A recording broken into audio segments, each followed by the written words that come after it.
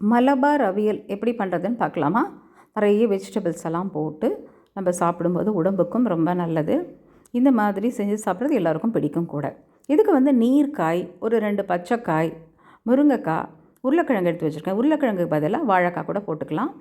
நீர்க்காயில் பூசணிக்காவும் சேர்க்கலாம். உங்களுக்கு பிடிச்ச மாதிரி வீட்டில் என்ன இருக்கோ நீள வாக்கில் இந்த மாதிரி நறுக்கி வச்சுக்கோங்க. கொஞ்சம் மஞ்சப்பொடி போட்டு தண்ணி சேர்த்து நான் டைரெக்டாக குக் பண்ணுறேன். உங்களுக்கு வேணால் நீங்கள் குக்கரில் போட்டுக்கலாம். பாதி வெந்த பிறகு நம்ம அது வெஜிடபிள்ஸ்க்கு வேணுங்கிற உப்பு போட்டு நல்லா கலந்து விடுங்க. அரை மூடி தேங்காய், 4 பச்சை மிளகா போட்டு ஜீரகம் சேர்த்து அரைச்சிடணும். 2 ஸ்பூன் அரிசி மாவையும் கலந்து வச்சுக்கோங்க. அதில் இப்போது 1 கப் தயிரை சேர்க்கணும். இதில் லேசாக புளிச்ச தயிர் அரைச்சி வச்ச விழுது எல்லாம் சேர்த்து கொஞ்சம் தண்ணி அலம்பி விட்டு உப்பு சேர்த்து நல்லா கலந்து ஒரு கொதி விட்டால் போதும், அவியல் ரெடி. தேங்காய் எண்ணெயை நல்லா ஒரு குழிக்கரண்டி அளவுக்கு தாராளமாக விடணும். கடைசியில் கருவேப்பிலையை சேர்க்கணும். கலந்து வச்சிங்கன்னா அவியல் ரெடி. கண்டிப்பாக ட்ரை பண்ணி பாருங்கள். Stay healthy peoples. Thanks for வாட்சிங்.